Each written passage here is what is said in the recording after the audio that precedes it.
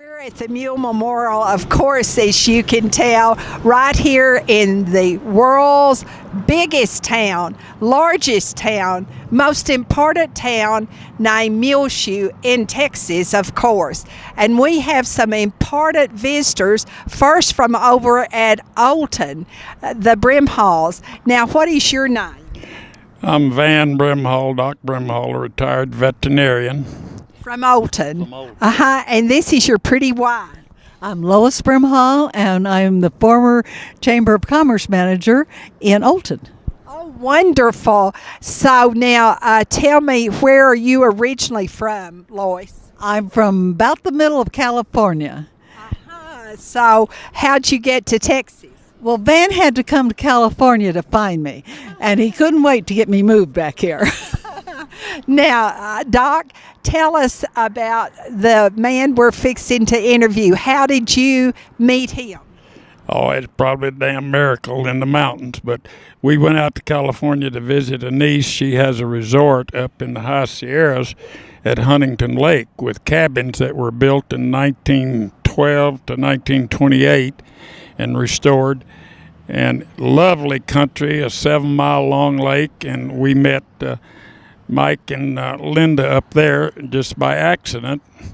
And he asked me, "You're from Texas? You know where Muleshoe is?" Damn right, I have a business interest there and all. So he told me about his story, so we invited him back. And after 60 years, he finally made it to Muleshoe, Texas.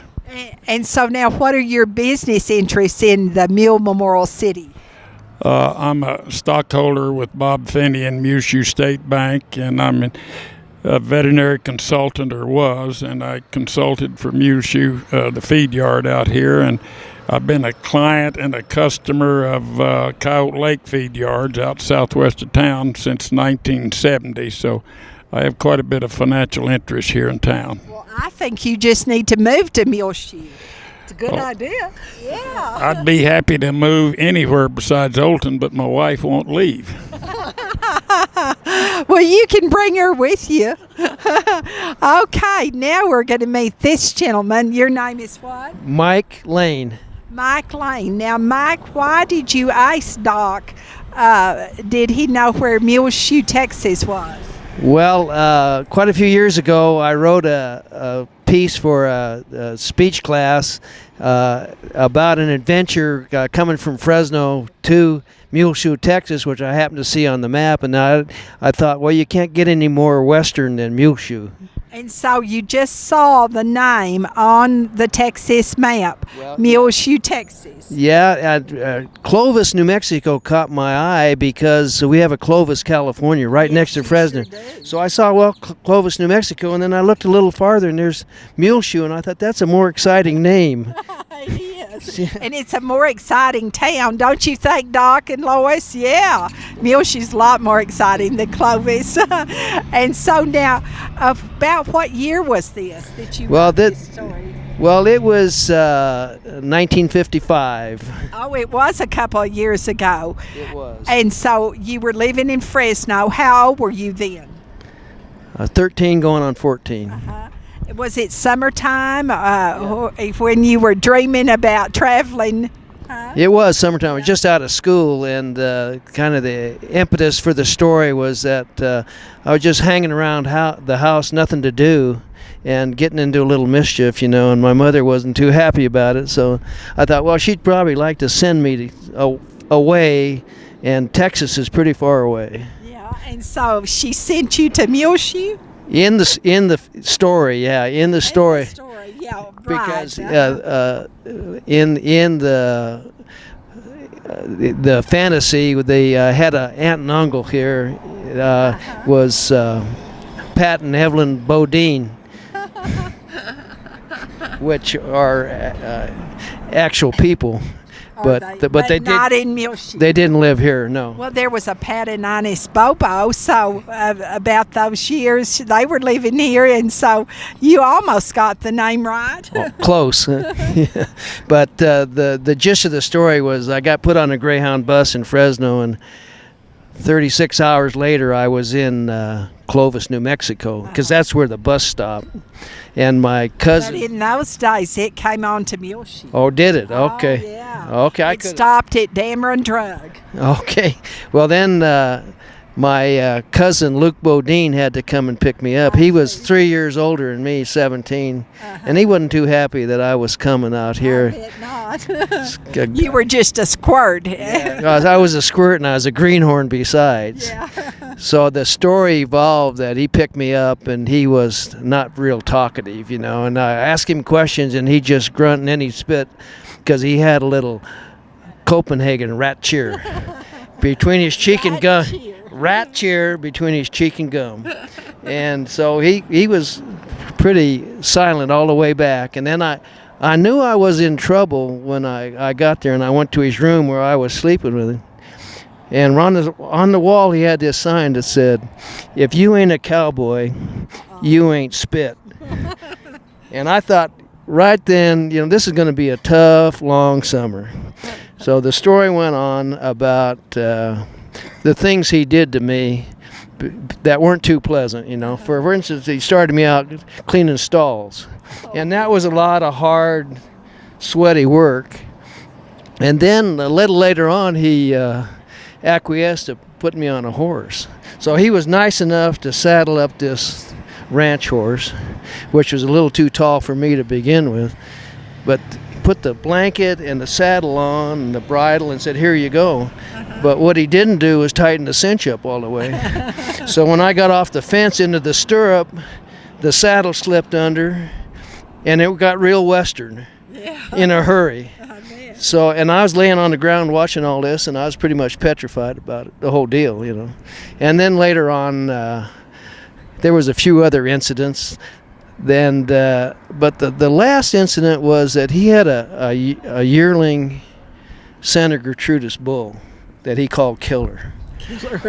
And he said, you know, if you're real cowboys ride bulls, you know. And by that time I had enough, and I was going to prove to him I could handle all this, you know. You were a real cowboy. I was by that time. So. A California cowboy. Yes. Or a drugstore cowboy. Drugstore cowboy. Yeah, that's more like it. Yeah. So he put me. You know, I just accepted the challenge and I got on. But he did the cinch thing again to me, you know. So when this bull started bucking and twisting, of course it wasn't a rodeo bull, but he was big enough to be dangerous, you know. So this cinch slipped again, and here I am sideways on this bull, spinning around in there, and off I came. And shortly after that, I was on a bus back to Fresno. And did he take you back to Clovis, or did you have to hitchhike? No, he took me back. Well, that was kind of him. He was a nice cousin, after all. Yeah, we finally coalesced there and became relatives. And so when you wrote the story, were you thinking about writing it for a class in school the next year, or just? Yeah. No, I was. It was an assignment. It was a speech class assignment, and I gave it orally. At Fresno High School? No, Roosevelt High School in Fresno. Fresno, Yeah. And so do you still live in Fresno? No, I live about 45 miles south in Visalia, which is a smaller town. Visalia. And what do you do? Well, I was a civil engineer. I'm retired now, civil and structural engineer, and I had a business there. Oh, you're not a writer or a journalist? I am a horseman. Are you really? Yeah. But what you said, writer, not writer. Yeah. Writer, a journalist. I'm not a journalist or a writer. You're a writer. I'm a horseman now. Yeah, Good, wonderful. Well, so now you are full circle here in actually Muleshoe. Yeah, this is the first time. You know, I was talking about someday I'm going to go to Muleshoe. It was kind of on my bucket list. Yeah. And then I met Doc and Lois, and here we are. Just by what you call it, a mountain miracle. Yeah. Now you've got a Muleshoe mountain miracle. There you go. Yeah, that's perfect. Yeah, perfect. Well, are you disappointed? No, I love it. Yeah, we came from Oklahoma City to Amarillo and down to Olton and now to Muleshoe. Doc took us over to Lubbock and showed us around over there, and from here we're going to Abilene. Well, Oh, wonderful. You're going to see West Texas, the best part of Texas. Yeah, we've been through Palo Duro Canyon and Isn't it gorgeous? and out there to Turkey, Texas, and saw the buffalo at Caprock Canyon. So we're making the tour. Well, great. Of course, Muleshoe's the best part. Absolutely, yeah. I'm glad to be here after all these years. And your wife is with you? Yeah, my wife Linda's sitting right over there off camera. Welcome, Linda. And she's a pretty wife, too. Oh, you bet. Thank you. Yeah, thank you. And so how many years have you all been married? 52. 52 years. And do you have children? Have 2 children. Have a son and a daughter. They're 45 and 43. Are they in California? Yes, both of them. One, my daughter's in Fresno, and my son is in the Bay Area in San Francisco. And what are their names? Michael and Tamara. And, oh, that's a pretty name, Tamara. How do you spell that? Tamara. You can pronounce it Tamara also, but she pronounces it Tamara. And so, grandchildren, that's the important question. 3 granddaughters and 1 great-grandson. Oh, great.